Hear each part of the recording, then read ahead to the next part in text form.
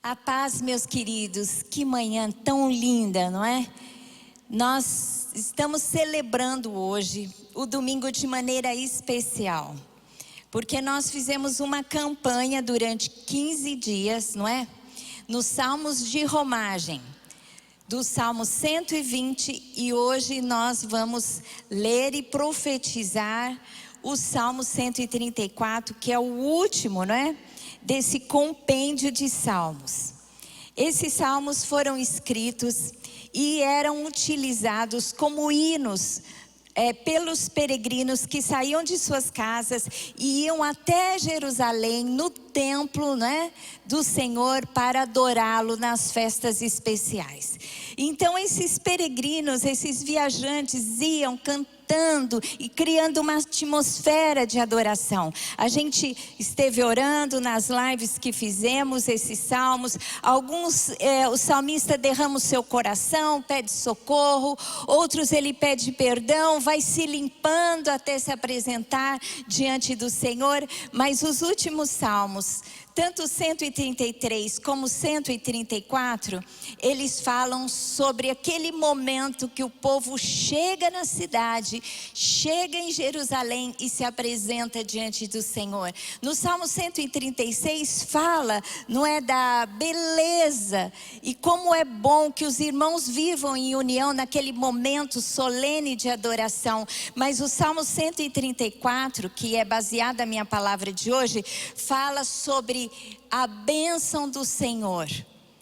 Como nós que chegamos diante do Senhor devemos bendizê-lo e abençoá-lo, assim como também recebemos dele a sua bênção. Então o tema da mensagem hoje é que o Senhor te abençoe.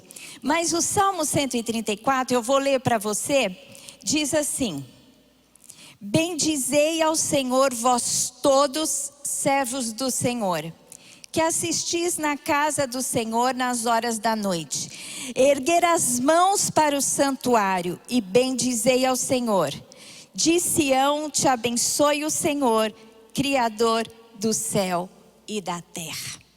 Amém? Eu quero introduzir essa palavra mostrando algumas fotos para você, de como isso acontecia. A primeira foto fala do povo, né, mostra o povo chegando em Jerusalém, não é? Eles iam em bando, né? Como eu disse aqui, as cidades saíam. Olha lá, você está vendo? Olha que coisa mais linda. Todas essas fotos foram tiradas de um livro que foi feito exclusivamente pelo Instituto do Templo em Jerusalém.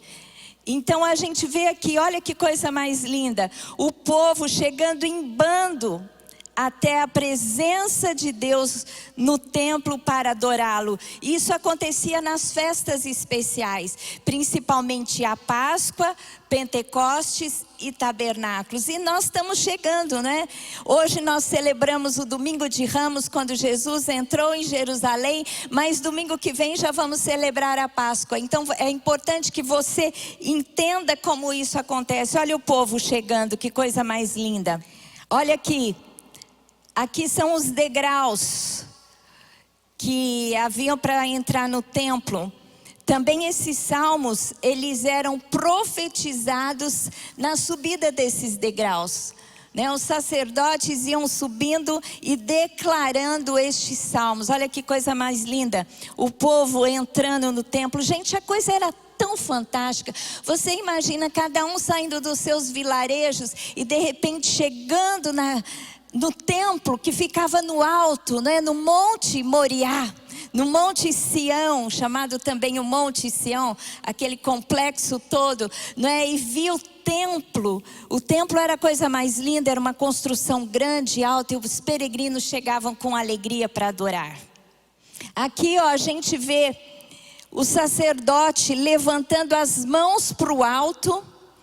Todo o povo levantando, como diz o texto aqui, né? Levantai as mãos para o santuário. É assim que eles faziam. Eles viravam para o santuário. Tanto o sacerdote como o povo levantava as mãos. E ali tinha o coral de vozes, tinha os instrumentos. E havia então aquela celebração maravilhosa. A gente vê também altar do sacrifício, o povo, os sacerdotes sacrificando ao Senhor e celebrando em adoração. Aqui a gente vê, olha que coisa mais linda, né? O coral, os instrumentos sendo então tocados em adoração para ministrar ao povo e ao Senhor também. Olha que coisa mais fantástica. É o que nós fazemos aqui também, não é? Buscamos a Deus em adoração através de cânticos e louvor. E olha aqui, que coisa linda, o templo do Senhor, o altar do sacrifício e todo o povo ali, os sacerdotes de branco, aqueles que ministravam através dos instrumentos, das vozes, aqueles que faziam o ofício, né, do sacrifício, todos adorando ao Senhor, nesse momento alegre e festivo. Olha que coisa linda, o povo ajoelhava ou muitas vezes deitava mesmo para adorar ao Senhor, enquanto os sacerdotes, os levitas ministravam ao Senhor com cânticos. Olha, aqui é muito interessante, porque os sacerdotes atrás, eles estão fazendo um sinal, que depois eu vou mostrar aqui. Esse sinal era o sinal da bênção para o povo. Ali eles estão ministrando a bênção do Senhor para o povo. Ótimo, então eu coloquei essas fotos para que vocês, esses slides, para que vocês percebessem como que era lindo aquilo. Aquilo era maravilhoso. O templo era um templo, uma construção que as pessoas que ali chegavam, né, ficavam até sem fôlego, de tão linda que era tudo muito maravilhoso. Então a gente percebe aqui que no final da colheita, final de cada colheita, eles iam celebrar então na Páscoa, Pentecostes e Tabernáculos ao Senhor. E aqui em primeiro lugar, o que a gente tem que entender, que nós, os servos do Senhor, nós devemos bendizê-lo. Como diz lá no Salmo 134:1, bendizei ao Senhor, vós todos servos do Senhor. Bendizei ao Senhor, nós todos servos do Senhor. Nós temos que entender que nós somos servos do Senhor. Nós somos aqueles que devemos servir ao Senhor. Nós somos servos e Ele é o nosso Deus. Isso é muito importante, que tenhamos, não é, essa verdade impressa no nosso coração, para gerar esta atitude de adoração. Porque nós sabemos que Jesus Cristo, Filho de Deus, é o nosso Senhor, é o nosso Salvador. Ele veio para nos salvar, mas Jesus também é o Senhor. E o que é o Senhor? O Senhor é aquele que dá direção, né? Como a gente viu num salmo aqui, que os olhos dos servos têm que estar direcionados para a mão do Senhor. Ou seja, os nossos olhos têm que estar direcionados para as mãos de Deus, porque Ele é o nosso Senhor. E através da sua mão, Ele o quê? Nos aponta a direção. Através da sua mão, Ele nos aponta o quê? Ele nos manifesta com a sua provisão. Então nós temos que entender que somos servos e Ele é Senhor. Mas você pode dizer, pastora, mas isso eu tenho claro na minha vida. Eu declaro que Deus é o meu Senhor e de fato Ele é meu Deus, meu Senhor. Mas meu querido, minha querida, a gente tem que entender que muitas vezes nas nossas atitudes a gente confunde quem é quem.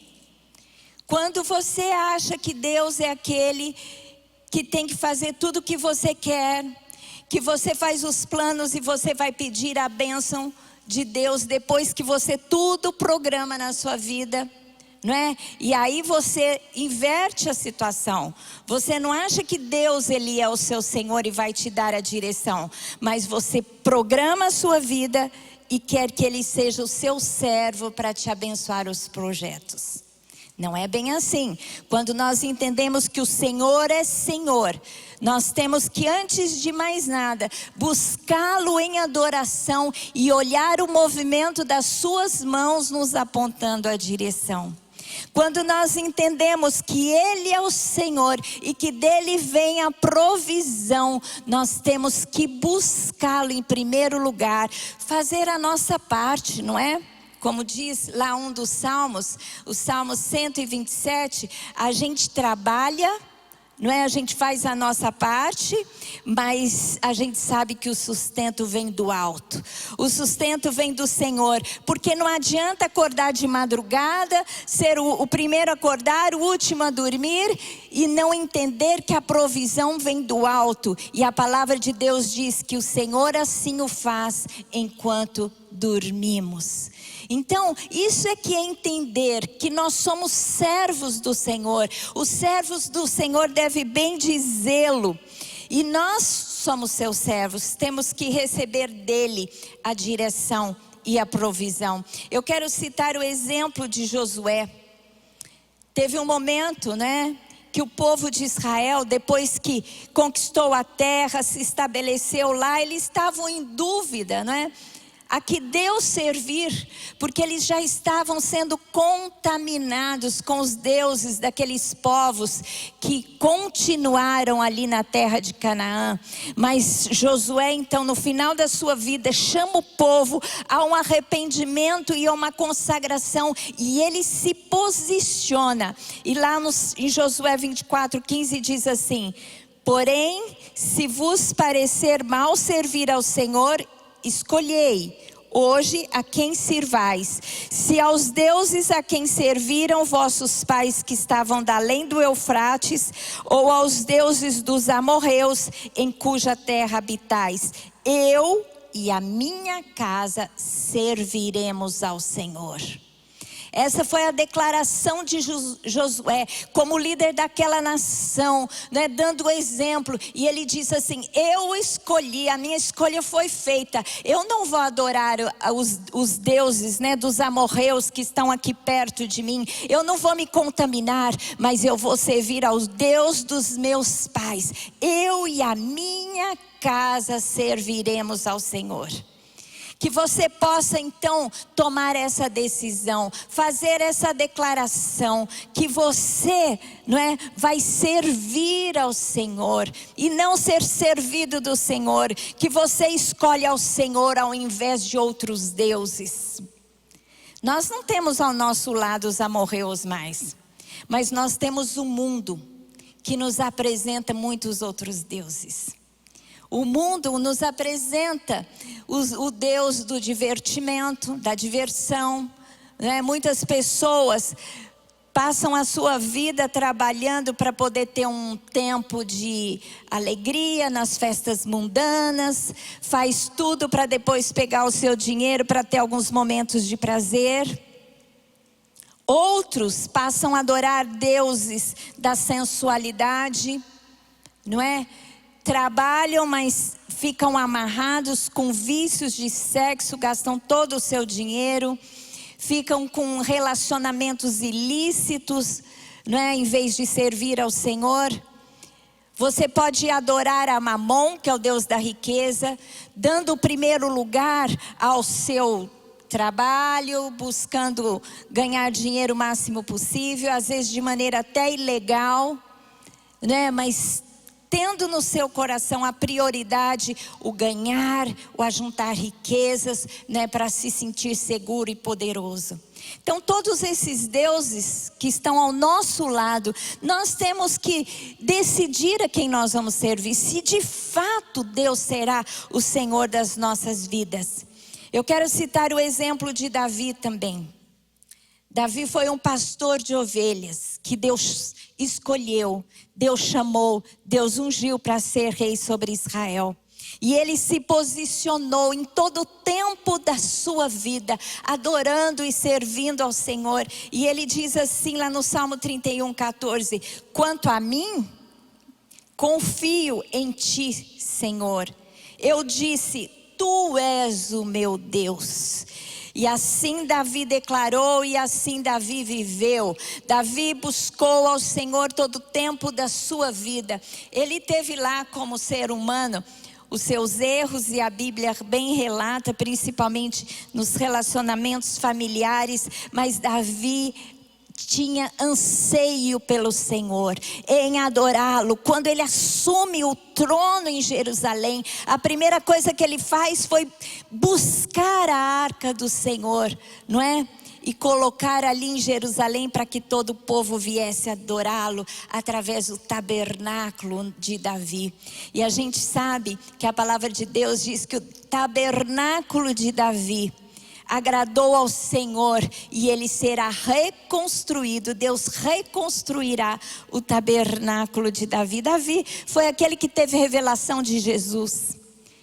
O Senhor mostrou a Davi, não é? A gente sabe que lá no Salmo 102, quando ele fala de Jesus que irá governar sobre as nações, essa foi a revelação que Deus deu a Davi.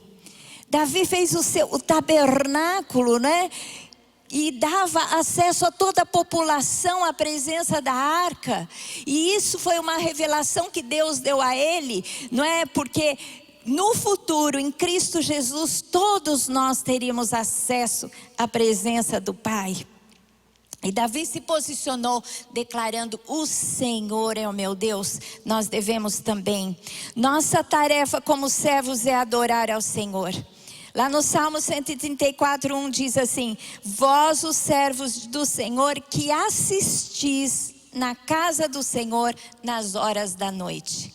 Aqui fala dos sacerdotes, porque nesse tempo de festas era dia e noite de celebração. Então quando ele fala assim: vós os servos do Senhor que assistis na casa do Senhor, não é? Nas altas horas da noite, no culto vespertino, ele estava mencionando os sacerdotes que ali deveriam estar constantemente em adoração. Mas nós somos nação santa, sacerdotes reais. Nós não precisamos mais ser da tribo de Levi, mas hoje nós somos da tribo, né, do Senhor Deus. Ele unificou as tribos e ele unificou também Israel e os gentios, as nações gentias. Ele derrubou a parede que fazia separação e de dois povos fez um só homem. O que eu acho isso lindo, essa figura que a palavra de Deus diz: havia os judeus e os gentios, e Jesus quebrou essa barreira que existia e de dois povos fez um homem. E este homem é a igreja, onde Jesus Cristo é o cabeça. Então a nossa tarefa é adorar ao Senhor. No Salmo 29:2 diz assim: tributai ao Senhor a glória que é devida ao seu nome. Adorai ao Senhor na beleza da santidade. Olha que coisa, ao nome do Senhor nós temos que tributar louvores. Nós temos que adorá-lo na beleza da sua santidade, porque o Senhor Deus é santo, não é? E Ele quer que nós sejamos santos como Ele é santo. Vocês sabiam que o sacerdote, eles tinham aqui como se fosse uma coroa, né? Uma tiara, escrito assim: santo ao Senhor. E nós como sacerdotes, Deus quer nos colocar também essa insígnia, essa declaração verdadeira sobre as nossas testas, sobre a nossa fronte: santo ao Senhor, porque nós somos santos ao Senhor, separados ao Senhor. Ele é o nosso Deus e nós somos os seus servos. Nós devemos reverenciar ao Senhor. No Salmo 134:2 diz assim: erguei as mãos para o santuário e bendizei ao Senhor.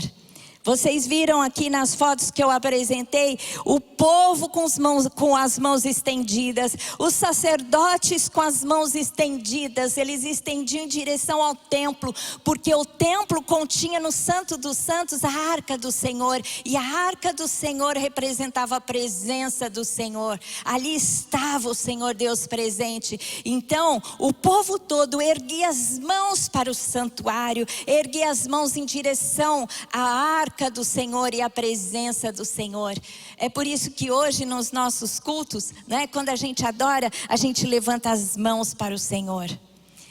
Toda vez que eu vou orar, eu falo para o povo: levante as mãos, porque eu acho que isso é uma expressão de rendição, né? Você o exalta, mas ao mesmo tempo você se rende ao Senhor quando você levanta as mãos para o santuário. Isso é muito lindo. Nós também devemos adorar ao Senhor com uma postura adequada. Vocês viam como as pessoas se apresentavam? Não é? Ajoelhadas, deitadas com o rosto em terra, com as mãos levantadas. Em Hebreus 12, 28 diz assim: por isso recebemos nós um reino inabalável. Retenhamos a graça pelo qual sirvamos a Deus de modo agradável, com reverência e santo temor. Eu não acho nada demais algumas das nossas reuniões, não é? A gente fazer uma coisa de comunhão, de conversa mais informal. Mas não devemos deixar de fazer nas nossas assembleias um momento solene com postura adequada. E a postura adequada diz assim, que nós devemos servir a Deus de modo agradável, com reverência e santo temor. É chegar aqui na hora do culto, você não ficar conversando, você não ficar vendo o seu WhatsApp, não ficar respondendo as perguntas, conversando. Outro dia eu estava conversando com uma pessoa, de repente ela citou alguma coisa do culto. Aí eu achei estranho, falei, onde você está? Ela estava assistindo o culto, conversando comigo no WhatsApp. Entendeu? Isso não pode acontecer. Você não pode ficar aqui e de repente ficar recebendo notícias, atendendo telefone. Quantas vezes a gente aqui toca o telefone, alguém que está atrás, alguém que está do lado, e a pessoa pega o telefone e começa a falar. Ai, desculpa, eu estou no culto. Imagina, quando você entra na casa do Senhor, tenha reverência, desligue o celular, ou então guarde dentro da bolsa para você não ser incomodado, ser distraído. Porque nós temos que entender que devemos servir ao Senhor com reverência. Nós não estamos diante de qualquer pessoa, não. Nós temos que aprender a ter reverência. Às vezes a gente aqui, não é? As gerações mais jovens precisam aprender a reverência. Eu ensinei a minha filha. Eu fui ensinada pelos meus pais. Eu ensinei a minha filha está ensinando pelos meus netos. Mas muitas famílias não aprendem a reverência. Eu gosto muito de etiqueta e protocolo. Porque eu acho que o protocolo te dá, como se diz, um lugar seguro, que você sabe, te dá regras que você tem que seguir para um bom convívio. E assim eu acho que a adoração ao Senhor deve ser. Tem algumas regras que é importante que nós sigamos para que nós possamos ter esse santo temor. Em Abacuque 2:20 diz assim: o Senhor, porém, está no seu santo templo, cale-se diante dele toda a terra. Se toda a terra precisa se calar diante do Senhor, como que eu posso ser irreverente diante do Senhor? Não é? Eu, quando era pequenininha, ia para a igreja. Minha mãe era organista, e ela, com 3 filhos pequenos, a gente ia, não tinha classinha de criança não. Quando o órgão era lá na frente, ela ficava tocando e a gente na primeira fileirinha, os 3 quietinhos. E ai de nós se a gente fizesse bagunça, saía de lá e tinha disciplina. E quando o órgão foi lá para cima, né, no fundo da igreja, a gente tinha um pouco mais de liberdade, mas não podia fazer bagunça para distrair a minha mãe. E assim nós aprendemos, né? Então a gente tem que ensinar essa reverência para os nossos filhos. Salmos 28:2 diz assim: ouve-me as vozes súplices, quando a ti clamar por socorro, quando erguer as mãos para o teu santuário. E uma outra postura que devemos adorar ao Senhor é ajoelhados. A palavra bênção, como diz aqui, bendizer ao Senhor. Como que nós podemos, nós seres humanos limitados, podemos abençoar o Senhor? Como podemos bendizê-lo? Essa palavra aqui significa, no hebraico, é barak. Barak. O Lamartine falou que não é barak, é barak. Barak, sei lá, não consigo pronunciar. E essa palavra tem uma raiz na palavra joelho no hebraico, que é berek. Berek, alguma coisa assim. Ou seja, adorar a palavra no hebraico vem da palavra joelho. Adorar significa você ajoelhar em adoração, em prostração, em sinal de rendição. Amém? Exemplo de Jesus. Jesus orou de joelho no Getsêmani. No pior momento da sua vida, quando ele estava lá lutando, para fazer a vontade de Deus, até suou sangue. A palavra diz assim: ele por sua vez se afastou cerca de 1 tiro de pedra e de joelhos orava. Eu gosto muito, eu me lembro muito dos templos antigos, onde a gente tinha os bancos, e o banco da frente tinha como é que chama aquilo? Eu acho que é ginoflexório, não é essa a palavra? E descia assim, do banco da frente, e a gente tinha oportunidade então de ajoelhar na igreja para adorar. Em muitas igrejas católicas ainda é assim, Hoje a gente tem essas poltronas com pouco espaço, mal dá para ajoelhar, mas mesmo assim a gente tem que tentar fazer esse rito, porque isso é muito lindo, você ajoelhar. Você expressa com o seu corpo a atitude que você deve ter no seu coração, que é um sinal de rendição. Então nós temos que bendizer ao Senhor. E por último lugar, o peregrino que chega no templo do Senhor em Jerusalém para adorar, além dele celebrar e bendizer ao Senhor, ele deve então receber a bênção do Senhor. E vocês viram lá os sacerdotes abençoando o povo. Eles faziam com as mãos dessa maneira.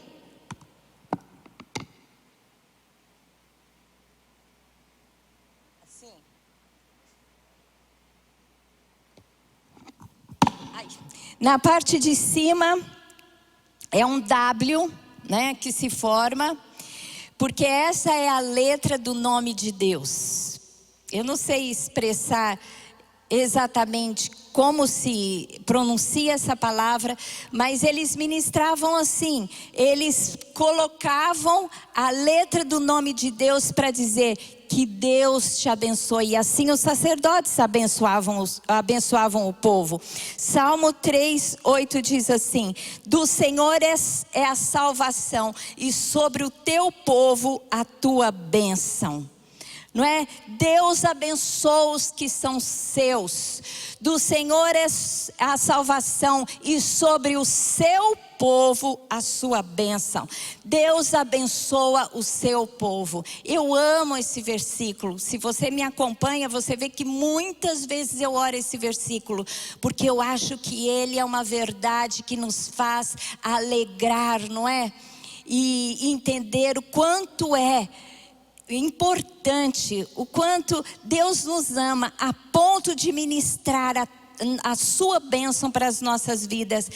Em segundo lugar, o Senhor abençoa os que o buscam. Ele abençoa os seus e os que o buscam. Em Jeremias 29:13 diz assim: buscar-me-eis e me achareis quando me buscardes de todo o vosso coração. Nós temos que buscar a bênção do Senhor, desejá-la profundamente. Se você tem ao Senhor Deus, Criador dos céus e da terra, não é? E Ele é o seu Pai, Ele é o seu Senhor, e Ele quer te abençoar. Como não buscá-lo? Como não buscar as suas bênçãos? A gente tem o exemplo de Jacó. Jacó, a palavra de Deus diz que Deus amou a Jacó. Por que Deus amou a Jacó? Porque Jacó tinha o desejo profundo de ser abençoado por Deus. Lá em Malaquias 1, 2 e 3 diz assim: eu vos tenho amado, diz o Senhor, mas vós dizeis, em quem nos tem amado? Não foi Esaú irmão de Jacó? Disse o Senhor: todavia amei a Jacó, porém me aborreci a Esaú. E fiz dos seus montes uma assolação, e de sua herança aos chacais do deserto. Em Oséias 12, 3 e 4 diz assim, referindo-se também a Jacó e a Esaú: no ventre pegou do calcanhar de seu irmão Jacó. Jacó pegou, eles eram gêmeos, no ventre da mãe Jacó e Esaú, no ventre de Rebeca. E Rebeca, ela sentia uma inquietação no seu ventre, E Deus deu essa revelação que eles mesmo no ventre lutavam. E Jacó, quando ele saiu, ele pegou no calcanhar de seu irmão.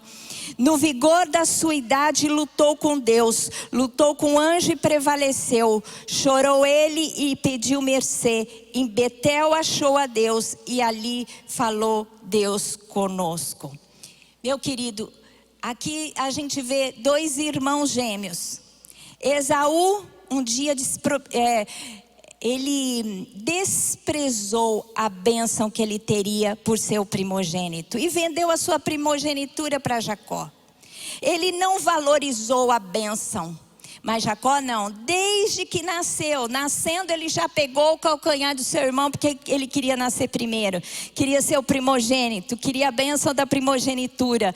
Quando ele não teve ao nascer, ele então engendrou um plano com a sua mãe para comprar a primogenitura do seu irmão. E conseguiu, não é? Fez toda uma trama. E Esaú caiu nela e ele então fica com a bênção da primogenitura. Ele engana o seu pai e é abençoado pelo seu pai com a bênção da primogenitura.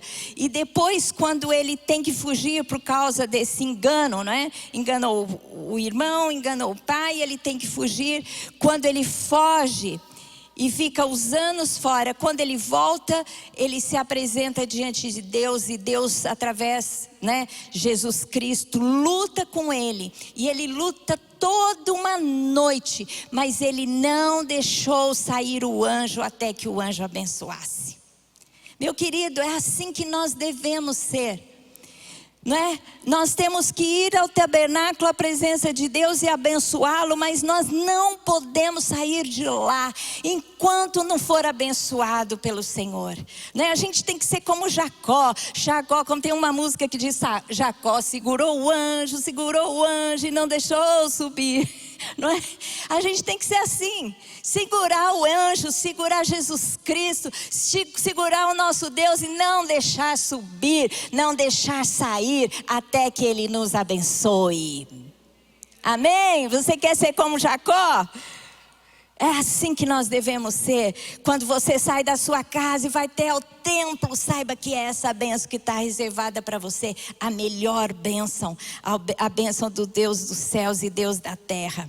A bênção do Senhor traz muitos benefícios. Em Provérbios 10, 22 diz assim: a bênção do Senhor enriquece e com ela não traz desgosto. Né? O diabo muitas vezes está abençoando muita gente aí, está dando boas coisas, mas está o quê? Prendendo em cadeias para depois tomar tudo. Mas a bênção do Senhor não. A bênção do Senhor traz benefícios, te enriquece em todos os aspectos e não vem com dores, porque é a bênção legítima que vem dos céus.